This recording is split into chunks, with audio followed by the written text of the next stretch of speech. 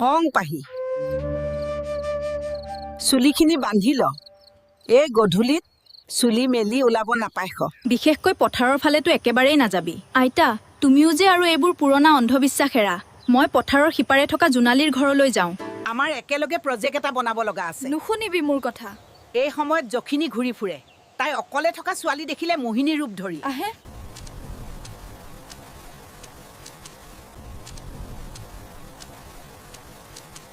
জোনালী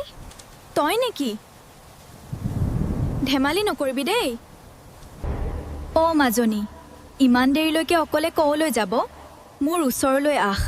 তোৰ চুলিখিনি মই আঁচুৰি দিম আহ মোৰ লগত আপুনি কোন মই আপোনাক চিনি পোৱা নাই মই ইয়াৰে এই বাঁহবাৰীৰ মাজত মোৰ ঘৰ আহ মোৰ লগত যখিনি এতিয়া গম পালি আইতাৰ কথা শুনা নাছিলি নহয় এতিয়া মোৰ লগত চিৰদিনৰ বাবে এই বাঁহবাৰীতে থাকিবি পাহি পাহি পাহি পাহি ক'ত আছ তই পাহি পাহি ক'ত আছ তই পাহি পাহি পাহি পাহি পাহি ক'ত আছ তই মই খুব ভয় খাইছিলোঁ তুমি ঠিক কথাই কৈছিলা